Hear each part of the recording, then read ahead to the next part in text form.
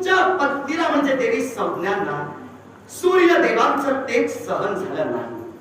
सूर्यदेवांचं तेज जेव्हा सहन झालं नाही तेव्हा देवी संज्ञा तुमच्या संसाराचा त्याग करून घोडीच्या स्वरूपात बद्रिकाश्रमी जाऊन तपश्चर्या करू लागल्या. पण जात असताना त्यांनी आपली छाया मागे सोडली. म्हणजे त्यांच्याप्रमाणेच दिसणारी त्यांची हुबेहूब प्रतिकृती म्हणजे त्यांची छाया, जी या विश्वास स्मरणामुळे ओळखली गेली. सवर्ण. मग त्या सवरणाबरोबर तुम्ही तुमचा संसार घडला. एके दिवशी असा प्रसंग घडला, शनी महाराजांना ज्यावेळी भूक लागली त्यावेळी शनी महाराजांनी आपल्या आईकडं म्हणजे त्या छायेकडं आई माझा उदर भरण्यासाठी काहीतरी दे म्हणून विनंती केली. त्यावेळी तिला नकार दर्शवला. त्यावेळी घरातल्या शनी महाराजांनी तिच्यावर लाथ मारली. त्यावेळी त्या छायेला शाप दिला, जी लाथ शनी महाराज तुम्ही अद्भुत शनिदेवा तू माझ्यावर मारलीस तो तुझा पाय भंग होईल.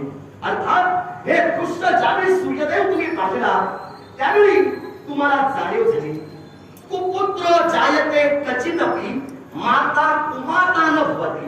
विश्वात एखादा पुत्र कुपुत्र ठरू शकतो पण माता कधी कुमाता ठरू शकत नाही. पुत्राचे अनंत अपराध माता कायम आणि दयाचा खेद. पुत्राचे अनंत अपराध मातेसाठी क्षम्य असतात. मग एक पुत्र आपल्या आईकडे आपल्या उदर भरण्यासाठी काहीतरी मागतोय आणि आई त्याला शाप देऊन दत्त करते.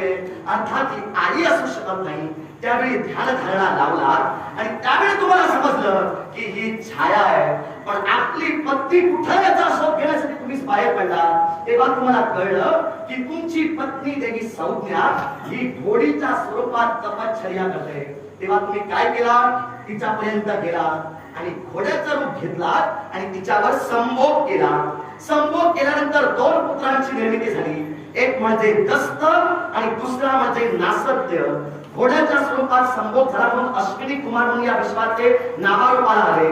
मग हे सूर्यदेव जर आपल्या पत्नीवर अशा रीतीने कृती करत या विश्वात असे आदर्श जर निर्माण करतात तर धर्माच्या जोरावर आपलं प्रेम मिळवण्यासाठी सूर्यदेवांकडे पत्नी आपल्या प्रियेसाठी याचना करणारा हा सवर्ण स्त्रीलंपट की सूर्यदेव स्त्रीलंपट?